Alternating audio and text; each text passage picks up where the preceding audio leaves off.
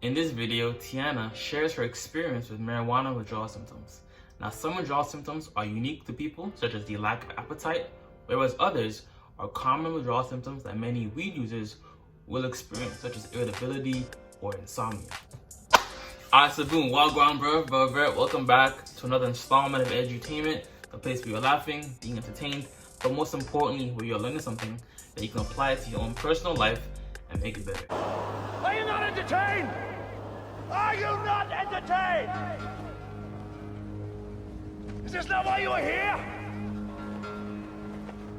How are you lot doing today? I'm doing more, saying less, and keeping that same energy. No cap. Now, the withdrawal symptoms of many weed users or cannabis users is often dismissed, given the fact that in comparison, weed is a harmless drug compared to alcohol or heroin or methamphetamine or some of these other highly classified drugs. It's funny because weed is taking so long to get legalized, even though it does nowhere near the amount of damage that some of these all other illegal and even legal drugs do. So society's messed up. To this day,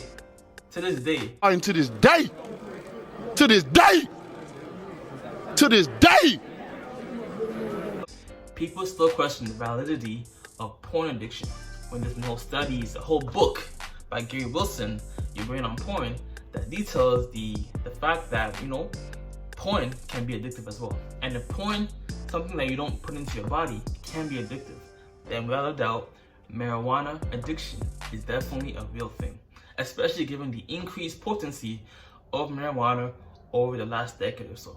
The bottom line is this: any substance that you put into your body can lead to an addiction.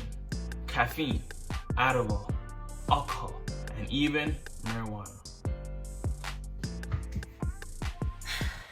Welcome back. Hello. I am here with an update.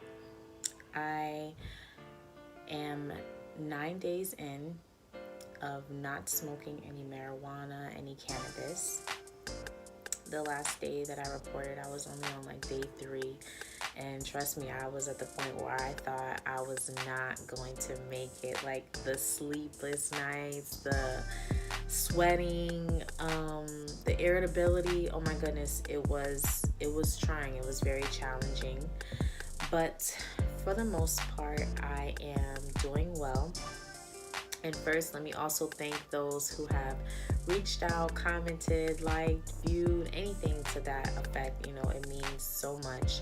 It's just support, you know, that is necessary. It's support that I need. It's support that I want to also give to the next person.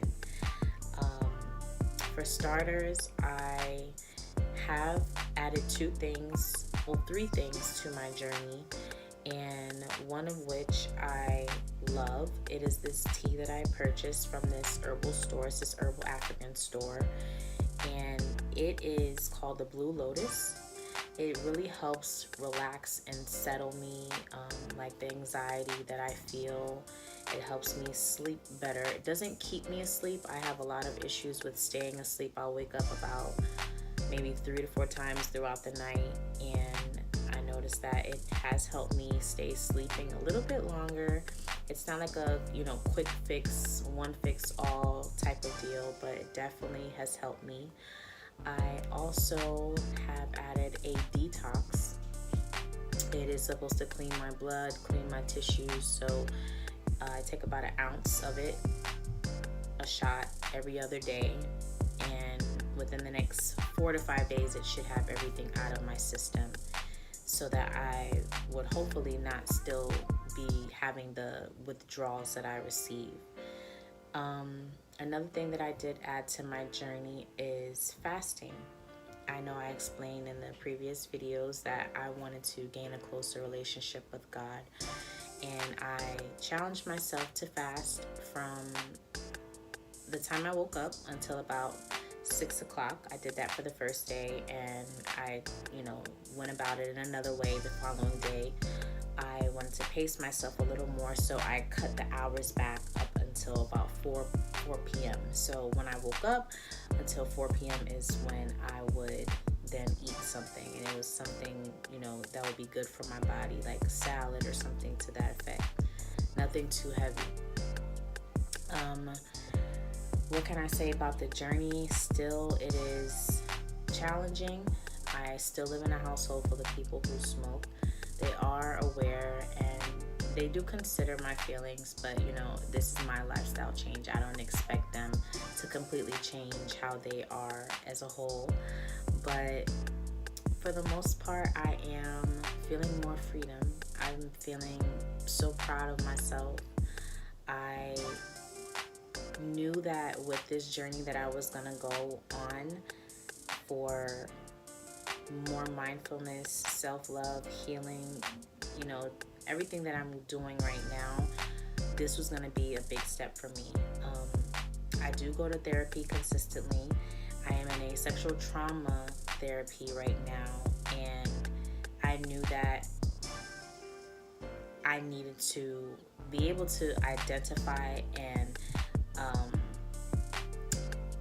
you know, connect more to my feelings. And I knew that when I would smoke weed, it would really mask and allow me to, you know, not really connect with what I was working towards, which was that ultimate healing, those inner deep-rooted issues. So I have been more emotional these last couple of days. I've noticed that, and I definitely needed that because I need to heal. That's what I want. I want that inner healing. And I knew that continuing to smoke was just, it was like me cheating. It was like me cheating. And I'm at a different place now, and I'm so happy and I'm proud of myself. I know I still have a far way to go. This Tuesday will make two weeks officially, so I will be reporting more and coming up with more ideas and different topics to talk about throughout my channel and series of, you know, becoming a high value woman and gaining my closer relationship with God, showing you guys some things that I do, my hobbies. I'm like a DIY queen. I literally do it all. So I really appreciate all the support, the likes, the comments, the views. It's so inspirational, and it means a lot, and it definitely helps this process for me. I do truly appreciate it. I also know that this will help the next person, and I'm always wanting to help people, and this is going to be something special to share with the world. So thank you for watching. I pray the Most High heals anyone's heart and mind and body in order to continue on their journey to healthiness, freedom, and tune in to my next episode. So when it comes to lessening the cravings and overall withdrawal symptoms that you experience during your tolerance break, let's say you're going for 1 week or maybe perhaps even 30 days, or you're trying to go forever, I usually say that 30 days is a good benchmark to shoot for because it's long enough, but not like, it doesn't give you the idea of it's forever. You know, it's 30 days is a good benchmark compared to saying I'm gonna quit forever. Let me just say I'm gonna quit for 30 days and see how it goes. So the big thing is getting anywhere from 5 to 20 minutes of exercise in each morning during your period of time that you're no longer smoking. Whether you were a wake and baker or you smoke later in the evening, having the initial dopamine spike in the form of exercise will set you up to be less irritable, less anxious, and be less hangry throughout the day. This can be in the form of high intensity interval training. Usually you need less time, but it'll be more intense. Or even doing a yoga strength training exercise. Yoga, strength training, high intensity interval training, whatever you can afford to do, given your time limit or given the space in your room, do that. But exercising every morning during your 1 week tolerance break or 30-day detox is crucial to avoid some of the withdrawal symptoms. And moreover, when you are facilitating the rise of cortisol in the morning and you are, being active, it will help you produce more melatonin, the sleeping hormone, at night, so that you sleep better and have less issues with weed-induced insomnia. So essentially, with the morning exercise, you are still getting your dopamine spike, but naturally in the form of exercise, as opposed to the THC that is typically in many marijuana substances. Also, one thing that I've harped on time and time again, but is also having consequences to if you relapse. For example, as humans, we typically avoid pain more than we chase pleasure. That means you need a pain point or consequence that is just as equal or greater than your desire to smoke marijuana. So for example, let's say anytime you relapse or anytime you smoke again, you give your brother, you give your roommate, or give whoever in your house $15 or $20 or $30 or even $50 anytime you relapse, right? So next time when the craving hits you or the thought to smoke, you're like, okay, is this relapse or is this smoking session I'm about to do worth me losing $50 of my money? Wait a second. Before we attack each other and tear ourselves to shreds like a pack of maniacs, let's just open the sack first and see what's actually in it. It might not even be worth the trouble. I don't know. What do you think? I'm not sure. Maybe. Hi. Over it. Okay, it's worth it. If after that you can still make the case to smoke, then go ahead, smoke. But then next time, increase that total.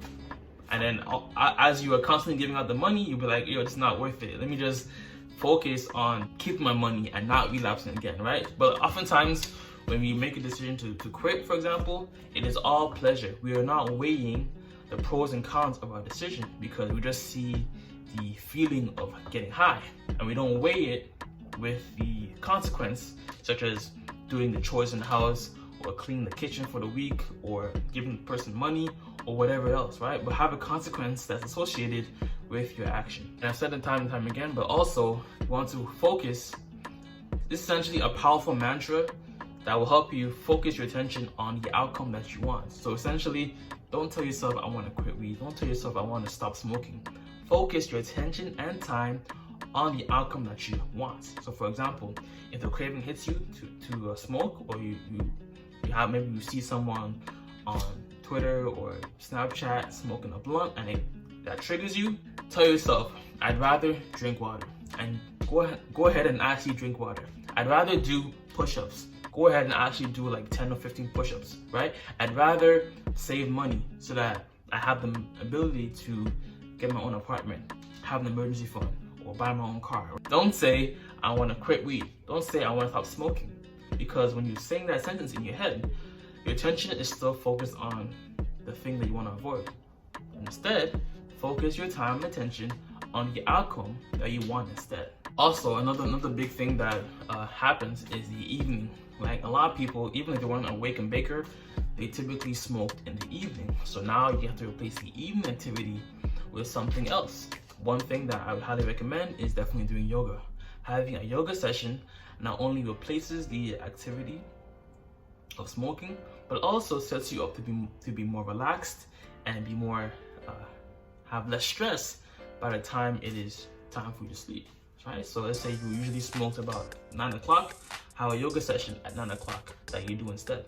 This will occupy yourself and have you not be idle during the time period that you usually smoked. Also, some other bonus tips when it comes to sleeping is also having a caffeine curfew for about 4 p.m. Caffeine also has the ability to disrupt your sleeping pattern by blocking certain enzymes and certain receptors that signal you to sleep, right? You know, when you consume caffeine, you know what it does, or any sugary drinks, it makes you awake. So what you want to do is avoid caffeine or other sugary drinks past 4 p.m. or so. Another thing to keep in mind is that we sleep better in dark environments. You want to have, essentially, your room should be completely blacked out. Patrick, is that you? What? I said, is that you? I can't hear you. It's too dark in here. Essentially, if you can get it, have blackout curtains that essentially just block any lights that may be coming into your room. This avoids light sources that may go through your window or under your door from disrupting your overall sleep pattern. This is because our skin has certain receptors that pick up on light, and this can send disrupting signals to our brain to keep us awake or not have that full, deep, refreshing sleep. And another thing to think about when it comes to dealing with your insomnia is avoid using your bed for anything other than sleep, or also your bedroom. If you can, avoid using your bed, and if you can as well, avoid using your bedroom for anything other than sleeping time or nap time, essentially, right? So when you create that neural association between your bed and sleep, or your bedroom and sleep, it also sets you into that time span or in that time frame of it's time to K, it's time to knock out for the night. So hopefully those are some strategies that will help you better deal with irritability, your cravings, your withdrawal symptoms, and your insomnia. Links in the description and pinned comment for other relevant material and resources to check out. God bless, much love, peace, and joy. Namaste. Always remember, if it doesn't feed you, don't water it, and too much of any good thing is good for nothing. Check out Tiana's channel, I'll leave the link in my description, and yeah, deuces. Told me, she said, let me know, do you wanna stay or you wanna go? I could never be the same, never said I was the baddest.